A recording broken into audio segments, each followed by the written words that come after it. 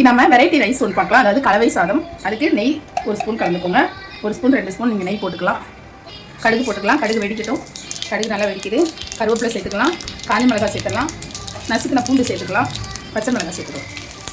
இது எல்லாமே நல்லா ஃப்ரை ஆகட்டும். இப்போது வெங்காயம் சேர்த்துக்கலாம். நம்ம இந்த பவுலில் 1 எடுத்துக்கோம் வெங்காயம். 2 டம்ளர் ரைஸ்க்கு நம்ம செஞ்சிட்ருக்கோம். இப்போ சால்ட்டு சேர்த்துடலாம். இது நல்லா வதக்கிக்கலாம். வெங்காயம் நல்லா வதங்கட்டும். இப்போ வெங்காயம் நல்லா ப்ரௌனாக வதங்கியிருக்கு. இப்போ நம்ம பொடியாக நறுக்கின உருளைக்கிழங்கு சேர்த்துடலாம். பெரிய உருளைக்கிழங்கு 2 எடுத்துருக்கோம். இது நல்லா ஃப்ரை ஆகட்டும். இது நல்லா வேகணும்.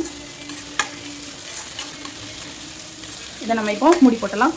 இப்போ நம்ம வெந்தோடனே பார்க்கலாம். இப்போ 1 கைப்பிடி அளவு உடச்சக்கடலை, 1 கைப்பிடி அளவு வேர்க்கடலை நம்ம இதை பொடி பண்ணி வச்சுக்கலாம்.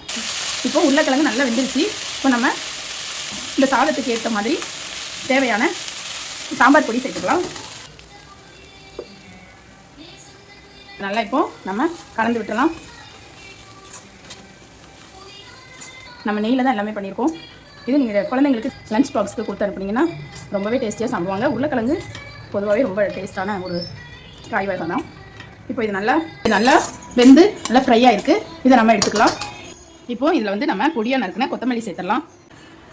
அடுத்ததாக நம்ம அரைச்சி வச்சுருந்தோம் இல்லையா, வேர்க்கடலையும் உடச்சக்கடலையும் அதையும் சேர்த்துக்கலாம். இப்போ நம்ம இந்த கலவையும் சேர்த்துக்கலாம். இப்போ இதை நம்ம நல்லா கிளறிடலாம். இது சூப்பரான ஒரு கலவை சாதமாக இருக்கும். இதை நீங்கள் நல்லா கிளறி விட்டுலாம். ஃபுல்லாக கிளறி இந்த கலவை சாதம் ரொம்பவே டேஸ்டியாக சத்தான ஒரு சாதமாக இருக்கும். இதே மாதிரி செஞ்சு கொடுங்க. இந்த நம்ம போட்டோம் இல்லையா பொடி, உடச்சக்கடலையும் வேர்க்கடலையும், அந்த பொடியோட மனம் ரொம்ப சூப்பராக இருக்குது. இங்கே இது நெய் தான் நம்ம எல்லாமே பண்ணோம். இது நீங்கள் கலரும் போது கூட கொஞ்சம் நெய் விட்டுக்கலாம்.